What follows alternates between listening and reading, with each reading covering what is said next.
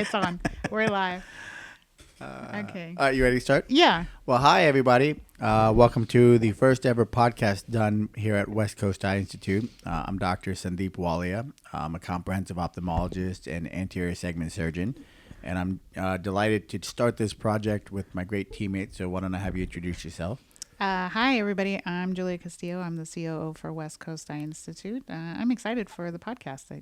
I think it's one of the things I've been the most happiest about, according to Dr. Walia, for quite some time. That and surgery. Yeah, I don't think I've seen Julia smile like this big, legitimately, in a long time. But, you know, as an eye clinic, you're probably wondering why we started a podcast or what we wanted to do with this. We have a lot of fun in our workplace, and a part of that fun is having conversations with patients. And we realized, well, why don't we have this conversation with patients beyond just the building? Why don't we just do it in the house, right? And so that's kind of what really sparked me to say, Julia, all right, this might be a cool project. What about for you, Julia? What do you think is what are you hoping to get out of this podcast for yourself and for others? I think that when I listen to other ophthalmology podcasts, they just don't sound like they have the friendship and camaraderie behind them. It's sort of an ophthalmologist just kind of talking about the eyes. And I just feel like when we talk about the eyes, it's fun. It's not just, oh, retina. How exciting. No, it's like friendships and everything about. Is that what I sound like to you? No, that sounds like the retina guys. We don't. Come on. You mean Dr. Doot in specific? I shall not mention the name. Just joking. Shout out to Dr. Doot. Yeah. We should do an interview of him one day. Well, you know, it'll be fun to have other people on this sort of thing, right? Including our own staff. Yeah. Right. So I think we should have guests. I think we should include our patients. Mm-hmm. Right. Like today, we spent a lot of time in the operating room. Julie and I, who've been doing this together in the building for about 6 years. Mm-hmm. Yeah. We do a lot of stuff together. We sit and literally at the end of every day, we close it off. But we also operate together. Right. There's Gabby right behind me. Gabby's right behind me. We didn't plan this. It's all right. Too late now, Gabby. You're getting the real world, though. So, I mean, in the operating, we just talk, right? We've had conversations. Today, the conversation while we operated was kind of an odd one, but it was, have you seen this movie Passenger, Julia? No. I left when we were talking about the Super Bowl and Kendrick Lamar. Well, I'm all Kendrick Lamar out. I mean, I can't have you talk. had it? Yeah, I mean, how much more? I don't understand Kendrick Lamar, right? What's going on there? Yeah. You know, I don't get the symbolism. I don't get what's going on. You know, do you get it? No, I think my silence is sort of just saying I don't get it either. But here, lifting up the curtain, Julia, where are you going in May? To see Kendrick Lamar. Okay, I have a 16-year-old son. I mean, I think the first thing we should do is figure out Kendrick Lamar if you're going to go to this concert. You got to know what you're going into, Julia. I guess so. Yeah, you know. But so, all right, we moved from Kendrick Lamar into the conversation to I saw this movie called Passenger. Okay.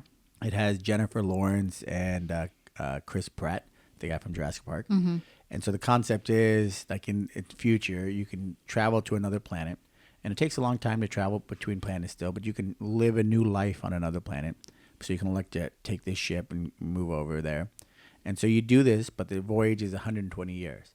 Now, how do they preserve you in this process? You can go into like this little cryopod, and you sleep the whole 120 years, and they just wake you up like a week before and like, aha, here you are. Okay.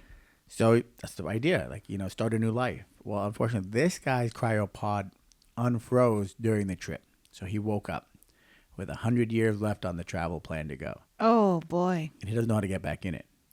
Get back in the pod? Yeah. How do you restart it? I mean, I'm not a pod engineer, right? There's no key? There's no key. Even that. How do you close? You can't clean it when you're inside the pod. You need somebody else, right? So, like, what do you do? Would you wake up another person because you know you're stuck in space 100 years by yourself? And so we asked patients, Julia, what would you do? I would probably not wake up anybody. You would go 100 years by yourself? Probably. 100 years? Yeah. What would you do, Julia? Just figure it out. Figure it out. By yourself? Yeah, because everybody I know would not be there. Yeah, so let's say you're on would you wake up a stranger? No, because what if I don't like them? It's a gamble. I'm not going to spend 100 years with somebody I don't like. Then you wake up somebody else.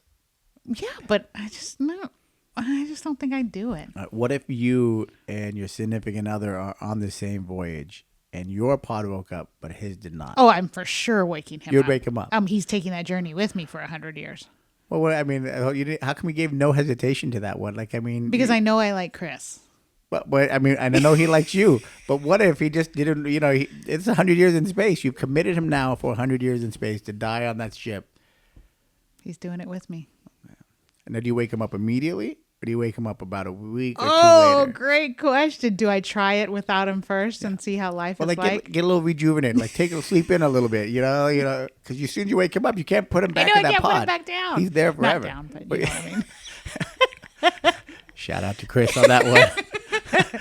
He'll be in a later interview. Yeah, that's right. All right, so would you wake him up right away, or take let me figure this out for like a week or two? Oh, I would. I'd probably wait a little bit. If I wasn't scared enough, I'd probably wait a little while and be just like, let me try this out without him first. What if your kid's on the flight with you? Would you wake up the son who's 16? If I don't wake him up, is he still safe? Yeah, he would wake up then technically when he arrives at the arrival at whatever age he's supposed to be at. As long as he's safe, I'd probably not wake him up and make him a part of that journey for 100 years. So you'd let him sleep with Christopher, you're in it. Yeah. When you have a 16-year-old son, you know to let him sleep. For 100 years. Hey.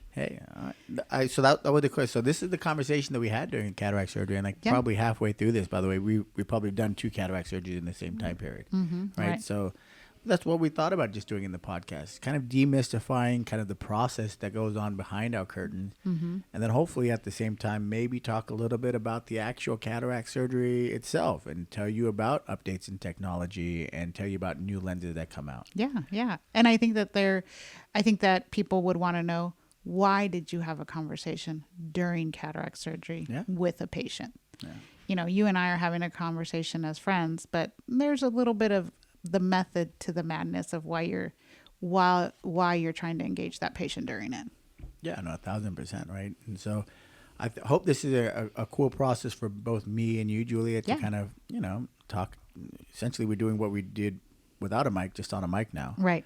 And also, if we can kind of grow our community, help the city that we live in, help some of our patients understand a little bit about us as people. I mean, at the end of the day, I'm still a person. You're still a person. And it'd be nice to understand the humanity of the human behind it, right? Exactly.